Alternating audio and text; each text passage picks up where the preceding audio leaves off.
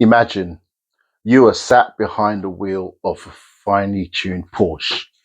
You're appreciating the sculptured engineering as you shift effortlessly through those gears. Likewise, the same can be said by the same gears that drive your organization's initiatives. Welcome to Diary of a Mad Program Manager.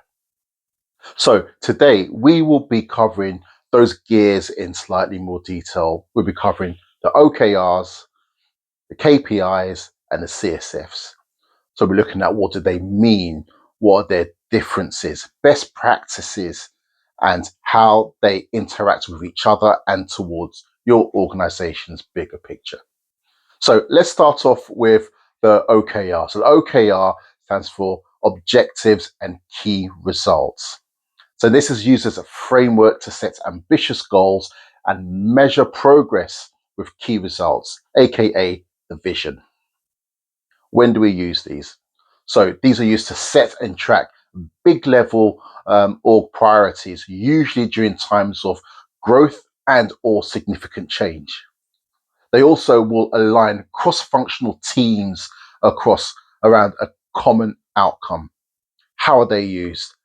Simply by stretching the team with ambitious goals and defining the direction. And this also results in driving alignment across all functions. Now, some of the best practices to apply here would be number one, keep them simple and clear. 3 to 5 measurable results should be suffice. And also to review and adjust them quarterly or at a time frame that works for your organization. Do avoid setting too many OKRs. You don't want to dilute the vision or complicate it. Another common mistake is not to confuse the OKR with the KPI, and you'll see why in the next session when we cover KPIs. Also, focus on outcomes and not outputs. So, in the case of the KPI is the key performance indicator. Now, this is a metric that is used to track performance and show if goals are being met. This is the how equivalent of the OKR. So when to use them? Well, we will use them to monitor the performance, and this will be fed by data from projects, programs, and other initiatives. And that data is used to measure results against targets and identify efficiency opportunities. How are the KPIs rolled out? Well, simply by measuring the ongoing performance. And it'll give clarity whether you are on track or off and by how much. And this also leads to a data-driven approach to drive decision making. Now, some of the best practices for KPIs will be number one, two golden rules. Firstly, pick metrics that are relevant and easily quantifiable. Secondly, those are metrics they must align with your organization's focus and objectives. Very, very important. Other points to mention would be to include a frequent review of them, as you would with the OKRs, not to track too many. Again, 3 or 4 should suffice. And also just to ensure that, they as well as being reviewed, you're not cross confused with the OKR. Finally, we have the CSF. Now, the CSF is the critical success factors, and this highlights the fundamental areas your organization must do to achieve its missions and goals.